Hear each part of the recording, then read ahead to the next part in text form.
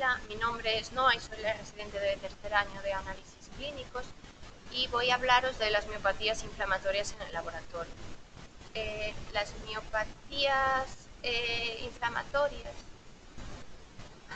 se definen como un conjunto de procesos de etiología desconocida caracterizadas por una inflamación generalizada no supurativa del músculo esquelético. Incluyen las poliomiositis, dermatomiositis y miositis por cuerpos de inclusión.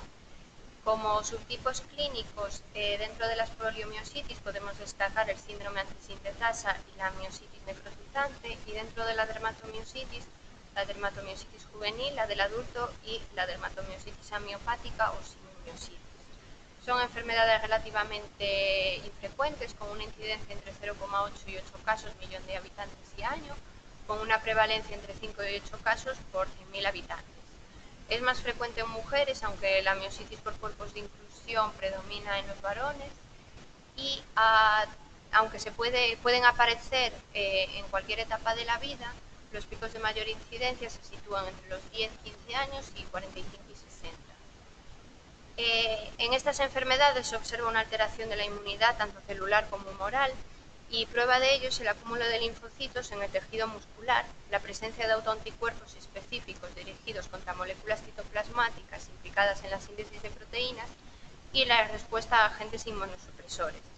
En la dermatomiositis vamos a encontrar un predominio de linfocitos TCD4, linfocitos CD20, macrófagos, células plasmocitoides y las últimas fracciones del complemento. Por el contrario, en la poliomiositis y en la miositis por cuerpos de inclusión vamos a encontrar predominantemente linfocitos TCD8 y macrófagos. Las citocinas van a ser las responsables de la alteración de la función muscular. Los criterios de Bolhan y Peter actualmente siguen estando vigentes y van a permitir clasificar la enfermedad en definida, probable o posible. Estos 5 criterios son la presencia de debilidad muscular simétrica de los músculos de la cintura escapular y pelviana y de los flexores anteriores del cuello, una biopsia muscular alterada, elevación sérica de las enzimas musculares, alteración en electromiograma y, en el caso de la dermatomiositis, lesiones cutáneas patognomónicas.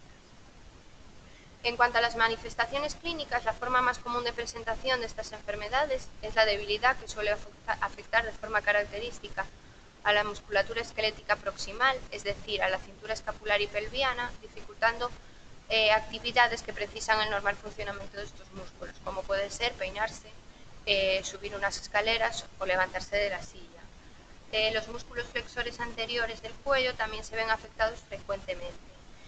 No parecen existir diferencias en lo relativo a la afectación muscular entre la dermatomiositis y la poliomiositis, pero sí, en cambio, en los pacientes con miositis por cuerpos de inclusión. En este último caso, el paciente presenta debilidad muscular asimétrica con afectación proximal y distal, junto con una gran atrofia de los músculos del cuádriceps, que se va a traducir en caídas frecuentes. También se ven afectados los flexores profundos de los dedos, que contribuye a la dificultad que tienen estos pacientes de deshacer un simple nudo. Las manifestaciones cutáneas son características de la dermatomiositis y aparecen junto con las alteraciones musculares. Las pápulas de Gottron son lesiones patognomónicas que se definen como áreas eritematosas ligeramente infiltradas y desescamativas que se localizan en los nudillos de los dedos. El eritema palpebral o en heliotropo son lesiones también muy características. La dermatomiositis y la poliomiositis se consideran enfermedades sistémicas y, como tales, presentan manifestaciones a nivel respiratorio, cardíaco y gastrointestinal. Las manifestaciones pulmonares se presentan en forma de enfermedad pulmonar intersticial o EPI, insuficiencia respiratoria debido a la afectación de la musculatura intercostal y diafragmática, y también se observa neumonía por aspiración, consecuencia de la disfagia que tienen muchos de estos pacientes. En cuanto a las manifestaciones cardíacas, las alteraciones más frecuentes son los efectos de conducción y arritmias, y dentro de las manifestaciones gastrointestinales encontramos la disfagia proximal, ocasionada por la miositis faríngea y del tracto superior del esófago. De forma general, podemos diferenciar dos tipos de anticuerpos, los anticuerpos específicos de miositis y los asociados a miositis. Dentro de los anticuerpos específicos de miositis tenemos los anticuerpos antisintetasa y los no antisintetasa. Y a su vez, dentro de los anticuerpos antisintetasa encontramos los anticuerpos antiaminoácido de RNA sintetasa, que engloba un conjunto de anticuerpos como el histidil de RNA sintetasa o anti-HO1. Dentro de los anticuerpos no antisintetasa podemos citar el anti-SRP o partícula de reconocimiento de señal, el Mi2 o el hidroximetilglutaril coenzima reductasa. Dentro de los anticuerpos asociados a miositis, decir que estos anticuerpos pueden aparecer tanto en las miositis como en otras patologías o en otras enfermedades, en otras colagenopatías y en enfermedades de superposición. Dentro de este grupo tenemos el RNP, el R60, R52 o el Q, entre otros. Decir que solo un tercio de los pacientes van a presentar anticuerpos específicos de miositis. Estos anticuerpos están dirigidos frente a RNA citoplasmático que va a intervenir en la síntesis proteica. Los niveles de estos anticuerpos se relacionan con ciertas características clínicas, como por ejemplo uno de los más frecuentes, el HO1, que va a dar lugar al síndrome antisintetasa, que se va a caracterizar por afectación pulmonar, artritis, manos de mecánico, Raynaud, fiebre. La coexistencia de anticuerpos anti-HO1 y anti-R52 se asocia con una EPI más severa. En el caso de los anti-SRP, van a dar lugar a un cuadro de debilidad muscular severa, disfagia, mialgias y afectación cardíaca.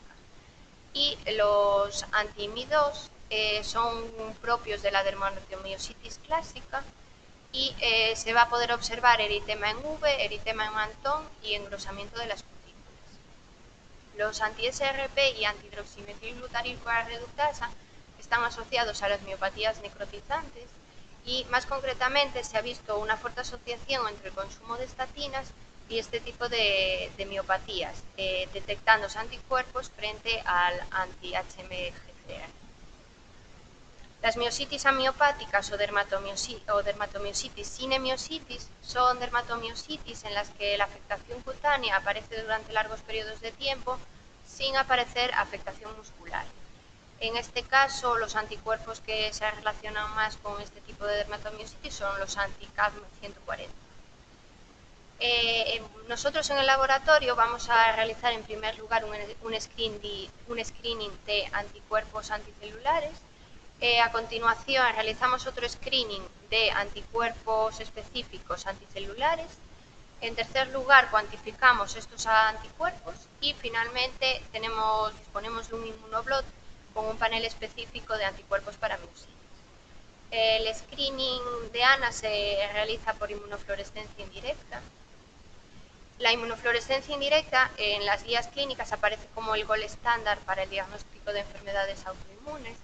Esta técnica por un lado, nos va a permitir obtener un título de anticuerpos relacionados con la intensidad de fluorescencia y por otro lado obtenemos un patrón. Estos patrones son comunes a muchos autoanticuerpos, como podemos ver en la diapositiva, que a su vez estos anticuerpos también van a estar presentes en múltiples enfermedades autoinmunes.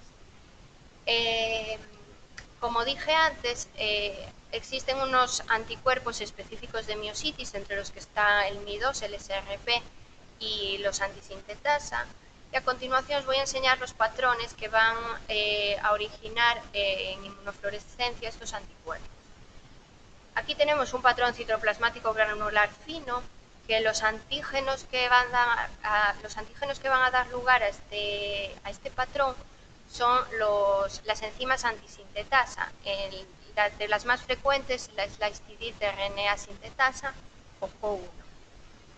A continuación tenemos un patrón citoplasmático granular fino denso, que en este caso, entre los anticuerpos que nos van a originar este patrón, tenemos el PL7 y el PL12, y finalmente un patrón nucleolar moteado, que entre los múltiples anticuerpos que nos van a poder originar este tipo de patrón, tenemos el Mi2.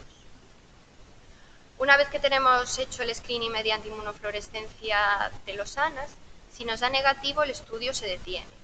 Pero si nos da positivo, vamos a realizar un screening de anticuerpos específicos anticelulares o ENES.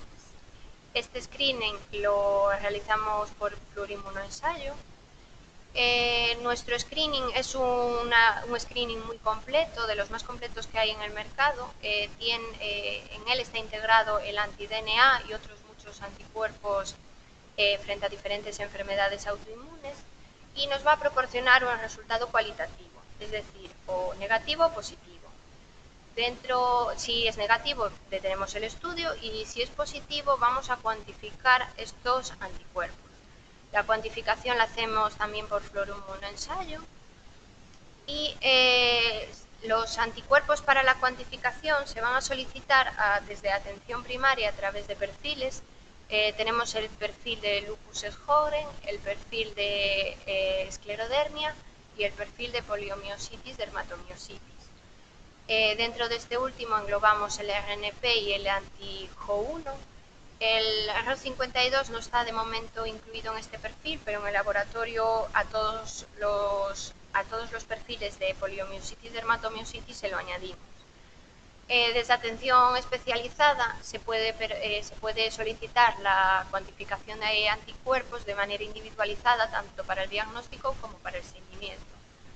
Y por último, desde hace no mucho tiempo en el laboratorio disponemos de un equipo de Immunoblot que nos permite realizar un panel específico de la miositis que engloba 12 autoanticuerpos.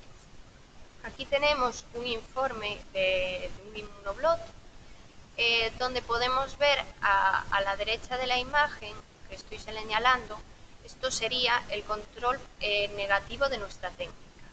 Y en la otra esquina, en la esquina izquierda, esto correspondería al control positivo de la técnica.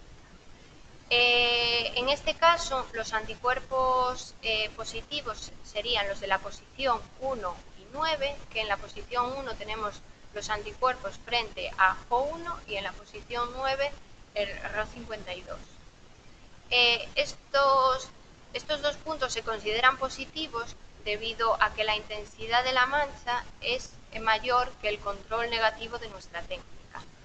Además, esta técnica, el Immunoblot, es semicuantitativa, ya que a través de la intensidad y del diámetro de las manchas nos va a ofrecer un resultado numérico.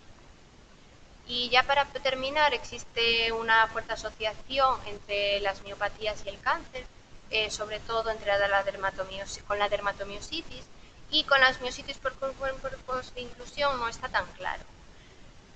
Los marcadores de malignidad de las miopatías son un inicio brusco y agudo, una edad avanzada, velocidad de segmentación globular elevada, fiebre, hipoalbuminemia, escasa respuesta al tratamiento, vasculitis y necrosis. Los tumores más frecuentes son el de ovario, pulmón, páncreas, estómago, colorectal y el linfoma no Hodgkin. En este caso, como anticuerpo con un valor predictivo negativo, tenemos el anti-155. Nada más, muchas gracias por vuestra atención.